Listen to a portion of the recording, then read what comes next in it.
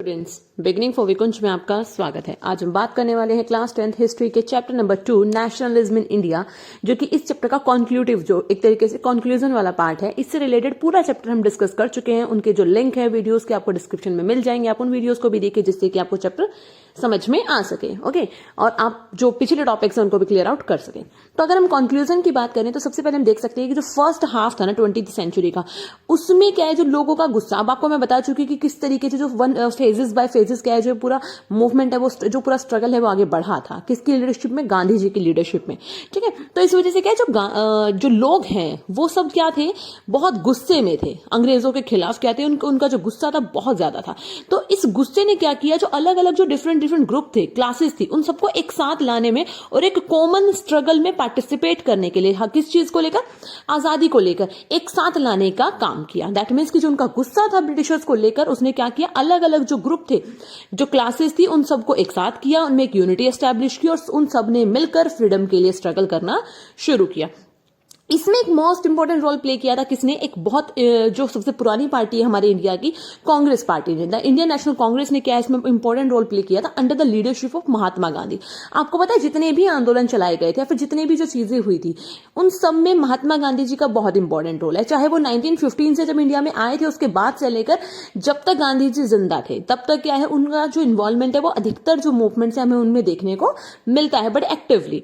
तो इस वजह से क्या, जो कांग्रेस है उसने क्या किया था, गांधी जी की लीडरशिप में कोशिश की थी किस चीज को लेकर, कि जो भी ग्रेवियंसेस है ना, जो लोगों की जो प्रॉब्लम है, जो परेशानियां हैं, ठीक है ना, या जो वो चाहते हैं, जो उनकी मतलब डिजायर्स हैं, उन सब को लेकर, दैट मीन्स उनकी जो डिजायर्स हैं उन सब को लेकर और उन लोगों को एक ऑर्गेनाइज्ड मूवमेंट में शामिल करना। दैट मीन्स कि उनकी जो परेशानियां हैं, जो गुस्से का कारण है, उसका इस्तेमाल कर कर लोगों में एक यूनिटी एस्टैब्लिश करना और तब जाकर जो भी जो नेशनलिस्ट मूवमेंट्स वगैरह हैं उनमें लोगों को ऑर्गेनाइज कर कर पार्टिसिपेट करवाना, जिससे कि एक नेशनल यूनिटी एस्टैब्लिश हो सके। और ये कह सकते हो कि ये जितने भी आंदोलन हुए थे, इन सब ने हमारे देश के लोगों को, उन लोगों के अंदर एक एकता एस्टैब्लिश की और सबको कहते हैं ना, एक धागे में पिरोने का, एक सूत्र में पिरोने का, एक साथ बांधने का काम किया। और इससे क्या हुआ, हमारी जो कंट्री है उसकी जो यूनिटी है बहुत ज्यादा स्ट्रांग हो जाती है। बट इसके अलावा क्या है, एक प्रॉब्लम भी हम लोगों ने देखा कि फेस की गई थी इस पूरे टाइम इंटरवल में। वो क्या थी कि अलग अलग जो ग्रुप थे जिन्होंने इस मूवमेंट में पार्टिसिपेट किया, जो भी मूवमेंट चलाए गए, उन सबके जो पर्पस थे, उनकी जो एस्पिरेशंस थी, एक्सपेक्टेशंस थी, वो सबकी अलग अलग थी। जब सबकी एक्सपेक्टेशंस अलग अलग थी तो उसकी वजह से क्या है, कई बार क्या है, जो कॉन्फ्लिक्ट्स भी हमें वो देखने को मिलते हैं। तो दैट मीन्स कि एक बहुत लंबी चौड़ी लिस्ट है लोगों की डिजायर्स की, लोगों की एक्सपेक्टेशंस की, लोगों की ग्रेवियंसेस की, इच्छाओं की, आकांक्षाओं की, जिसकी वजह से लोग इसमें पार्टिसिपेट कर रहे थे।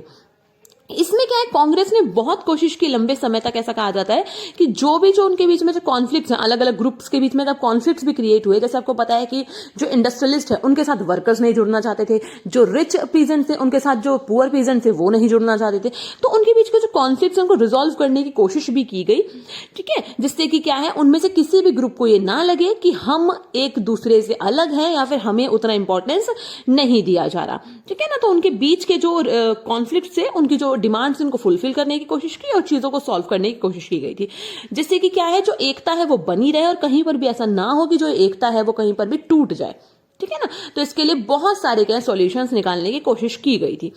बट फिर भी क्या है, हमें कांग्रेस के अंदर ही कई बार ऐसा देखने को मिला कि कुछ फेजेस ऐसे थे जिसकी वजह से क्या है, जो लोग हैं वो आइडियोलॉजिकली एक दूसरे से थोड़ा सा डिफर थे, जिसकी वजह से क्या है, कुछ चीजों पर उनका जो खुद का भी जो मत है वो एक नहीं था। इसी वजह से क्या है, कांग्रेस के अंदर भी कुछ लोगों में इंटरनल कॉन्फ्लिक्ट्स देखने को मिले थे। जैसे आपको पता है कि जब काउंसिल्स इलेक्शंस की बात आई थी, तब क्या है, जो गरम दल और नरम दल है, उनके जो लीडर्स हैं, दैट मींस की जो कांग्रेस के जो सीनियर लीडर्स थे उनका थॉट अलग था, और जो कांग्रेस के जो नए लीडर्स थे, लाइक जवाहरलाल नेहरू जैसे जो लोग थे, उनका मत अलग था, ठीक है ना। जो गांधी जी हैं वो नॉन वायलेंस को फॉलो करना चाहते थे, बट उसी के साथ साथ क्या है, कुछ ऐसे लीडर्स थे जैसे भगत सिंह, सुभाष चंद्र बोस जैसे लीडर है, वो क्या करना चाहते थे, एक तरीके से उनका मानना था कि हमें ताकत का इस्तेमाल करना पड़ेगा अगर हमें आजादी लेनी है। तो हम ये कह सकते हैं, जो ये पूरी जर्नी थी जिसमें कि क्या है, इंडिया को कॉलोनियल रूल से आजाद कराने की कोशिश की गई थी, उन सब में सब लोगों ने एक साथ मिलकर अपनी आवाज बुलंद की थी और देश को आजाद कराने की कोशिश की थी। क्लियर। तो इसी टाइम पीरियड पे एक इंपॉर्टेंट चीज आती है, एक बहुत इंपॉर्टेंट आंदोलन की भी शुरुआत होती है, जो कि इस पूरी जर्नी में एक माइलस्टोन का काम करता है, कहते हैं एक तरीके से मील के पत्थर का काम कर देता है। वो क्या है? क्विट इंडिया मूवमेंट, भारत छोड़ो आंदोलन। कब इसकी शुरुआत हुई थी, क्यों इसकी शुरुआत हुई थी, क्या कारण थे, वो जान लेते हैं। भारत छोड़ो जो आंदोलन है, द क्विट इंडिया मूवमेंट, इसकी शुरुआत कैसे हुई? देखिए, इसकी शुरुआत के पीछे कुछ कारण है। सबसे पहला कारण क्या था? Failure of Cripps mission. अब देखो, क्रिप्स मिशन क्या है, ये सारी चीजें ना मैं डिटेल में मैंने क्या है, क्विट इंडिया मूवमेंट पे एक वीडियो में अभी आज इवनिंग तक आपको मिल जाएगी, आप उसको देख सकते हो, तो उसको जरूर देखें। हमारे चैनल पे आपको उसका लिंक भी मिल जाएगा, इसका लिंक भी मैं डिस्क्रिप्शन में डाल दूंगी कि क्या था वो सब।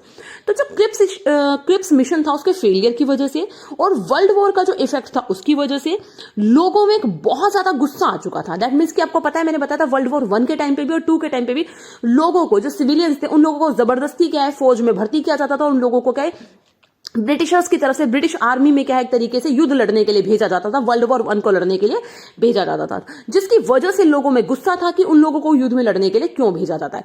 तो इसी वजह से क्या गांधी जी ने क्या किया, एक मूवमेंट लॉन्च किया और उन्हें क्या कहा, सबसे आह्वान किया लोगों से कि आप सब आइए और अब हम क्या करेंगे, अंग्रेजों को मजबूर कर देंगे इंडिया को छोड़ के जाने के लिए। तो इसी के साथ क्या है, बहुत सारे लोगों ने क्या, गांधी जी से लोग जुड़े और सबने क्या है, जो क्विट इंडिया मूवमेंट है, भारत छोड़ो आंदोलन में बड़े जोश के साथ पार्टिसिपेट किया। कैसे हुई इसकी शुरुआत? इसकी शुरुआत होती है ना, कांग्रेस की जो वर्किंग कमेटी है ना, उसकी एक मीटिंग होती है कहां पे, वर्धा में, 14 जुलाई 1942 को। क्लियर। तो कांग्रेस की एक वर्किंग कमेटी की मीटिंग होती है कहां पे, वर्धा में, 14 जुलाई 1942 को, जिसमें कि क्या है, जो क्विट इंडिया रेजोल्यूशन है वो पास कर दिया जाता है। इसमें क्या डिमांड रखी जाती है, कहा जाता है ब्रिटिशर्स को कि आप इमीडिएटली अपनी जो पावर है उसको ट्रांसफर कीजिए, इंडियंस को दीजिए और इसी के साथ क्या, भारत छोड़कर चले जाइए। और ये जो रेजोल्यूशन है, इसके बाद क्या है, बॉम्बे में, मुंबई जिसको आज हम कहते हैं, 8 अगस्त 1942 को जो रेजोल्यूशन है वो जनता के सामने लाया जाता है और इसको रेजोल्यूशन को पेश किया जाता है। और इसी के साथ क्या है, ऑल इंडिया कांग्रेस कमेटी क्या है, जो ये रेजोल्यूशन है इसको ओपन आउट कर देती है और बड़े लेवल पर एक मास स्ट्रगल की शुरुआत हो जाती है। और यहीं पे क्या है, जो स्पीच देते थे गांधी जी, एक फेमस अपना नारा देते हैं, डू और डाई, करो या मरो। ठीक है, ये सिंपली कह देते हैं कि अब हमें वो स्टेज आ चुकी है कि अब हमें क्या करना है, अपने देश को आजाद करवाना है और उसके लिए हमें जो करना पड़ेगा हम वो करेंगे। वैसे तो गांधी जी नॉन वायलेंस को फॉलो करते थे, बट इनके इस आह्वान के साथ क्या है, देश के अलग अलग हिस्सों में क्या है, बहुत सारे जो चेंजेस हैं, जो लोगों की जो एक्टिविटीज है देखने को मिलती है और उसी की वजह से जो ब्रिटिशर्स है, उनकी जो मशीनरी है वो स्टैंड स्टिल पे आ जाती है। दैट मीन्स कि एक तरीके से कहीं ना कहीं रुक जाता है उनका सारा काम धाम। क्यों रुक जाता है? क्योंकि अलग अलग हिस्सों में हड़ताल होनी, डिमॉन्स्ट्रेशन होने शुरू हो जाते हैं, जिन डिमॉन्स्ट्रेशन और हड़ताल में क्या बड़े लेवल पर स्टूडेंट्स भी, ऑर्डिनरी पीपल्स भी, वर्कर्स भी, पीजेंट्स भी, सभी लोग बढ़ चढ़ के हिस्सा लेते हैं। और इसी के साथ क्या, कांग्रेस के बहुत सारे लीडर को, ये जो आंदोलन की शुरुआत की बात की जाती है ना, 8 अगस्त, उसी के साथ क्या, कांग्रेस के बहुत सारे लीडर्स को उठा के जेल में डाल दिया जाता है। बट तब भी आंदोलन नहीं रुकता, इसमें कुछ और नए लीडर्स, कुछ और नए चेहरे निकलकर सामने आते हैं, जो कि इस आंदोलन में बड़े एक्टिवली पार्टिसिपेट करते हैं। जिनमें से कि कुछ नए लीडर्स के नाम क्या थे, जयप्रकाश नारायण है, अरुण आसिफ अली है, राम मनोहर लोहिया है। और इसी के साथ महिलाओं का भी योगदान और महिलाओं का भी पार्टिसिपेशन इस आंदोलन में देखने को मिलता है, क्विट इंडिया मूवमेंट में।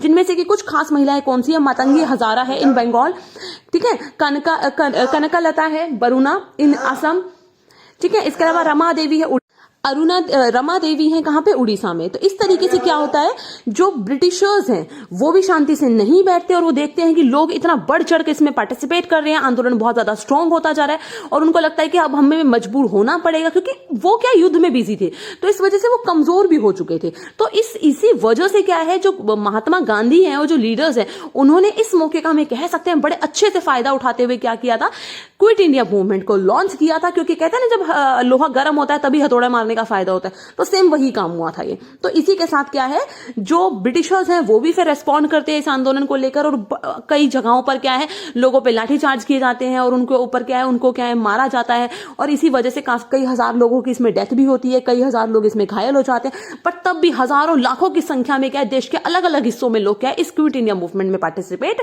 करते हैं। और इसी के साथ हम कह सकते हैं कि ये हमारे इंडिया का एक लास्ट आंदोलन है, जो कि क्या हुआ था, जिसके साथ ही क्या है, हमारे इंडिया को कुछ टाइम के बाद, कुछ सालों के बाद 15 अगस्त 1947 को आजादी मिल जाती है। तो ओवरऑल हमने इस चैप्टर में देखा कि किस तरीके से जो पूरी जर्नी है वो चली थी।